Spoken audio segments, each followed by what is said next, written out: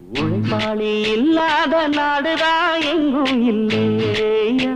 அரஹோயா அவன் உழைப்பாலே பிழைக்காத பேருதான் எங்கும் இல்லையா